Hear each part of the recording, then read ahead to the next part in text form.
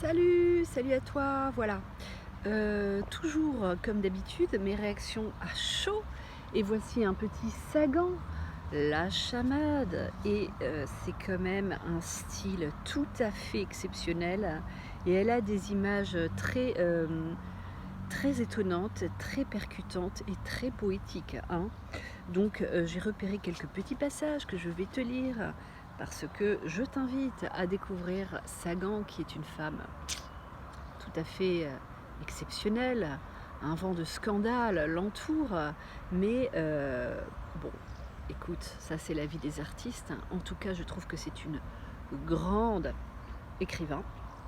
Et donc, je vais te lire quelques petites phrases que je trouve tout à fait exceptionnelles. Alors déjà, peut-être la quatrième de couverture pour te donner envie de le lire. Au cours d'un dîner, Lucille rencontre Antoine, jeune éditeur parisien. Leur complicité se transforme vite en une fougueuse passion.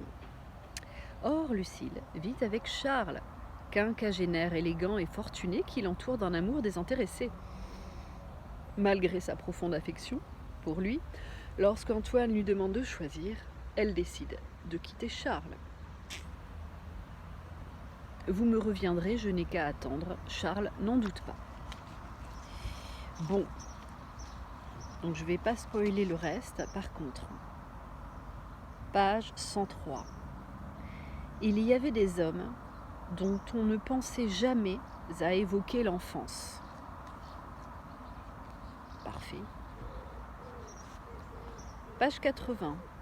Leur corps était comme deux chevaux amis, séparés momentanément par la brouille de leur maître, mais qui finiraient par repartir ensemble au grand galop dans les paysages ensoleillés du plaisir.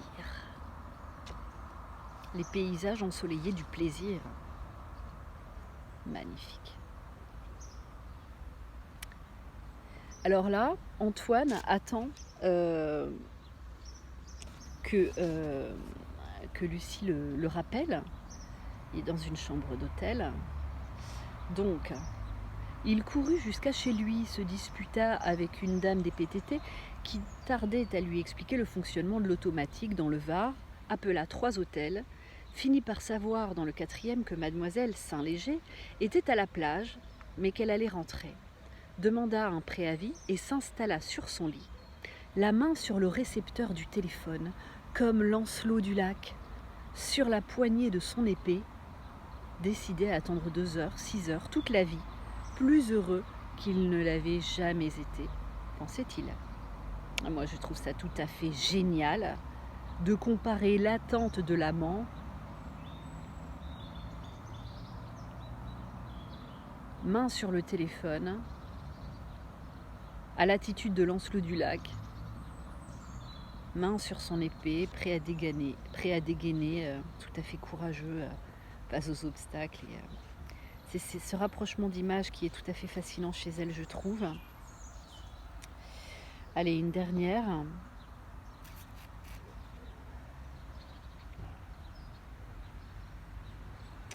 Eh bien, qu'est-ce que j'ai vu de sympa? Ah oui, voilà. Donc finalement, ils vont se retrouver et il y a quand même de l'attente avant que cela arrive, hein.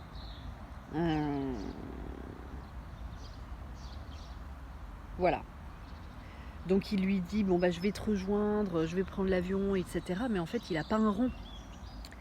Alors, il pensa simplement à ce moment-là qu'elle était peut-être avec Charles et qu'il n'avait pas les moyens de prendre l'avion. Mais il y pensa distraitement. Il était capable de dévaliser un passant, de tuer Charles et de conduire un Boeing. Et effectivement, à 7h30, conseillé par l'hôtesse, il aurait pu admirer, à la gauche de l'appareil, la ville de Lyon, s'il en avait eu la moindre envie. Donc voilà, ici, cette image d'impatience et de désir tout à fait impérieux, en fait, de voir celle qu'on aime. Et toutes les choses, en fait, qu'il est capable de réaliser, en tout cas dans son fantasme, hein, dévaliser un passant pour avoir de l'argent, pour pouvoir partir, tuer Charles, pourquoi pas, hein, puisque Charles est un obstacle, et conduire le Boeing, il n'y a pas de souci. Je ne sais pas piloter d'avion, mais je suis tellement dans l'amour, dans le désir de l'autre, dans la possibilité et dans la, dans la nécessité en fait d'avoir besoin de l'autre, que bah, je peux prendre les commandes d'un avion. Donc je trouve ça vraiment tout à fait génial, et c'est pas la première fois que je lis un livre de Sagan, et j'ai toujours été extrêmement surprise par son style. Et voilà, je crois que j'avais lu quelque chose qui s'appelle Le sang d'encre. Je suis pas sûre non plus du titre. Mais c'est vraiment quelqu'un qui écrit vraiment bien. Voilà. Écoute, j'espère que ça t'a invité, incité à découvrir Sagan, et je te souhaite une bonne journée.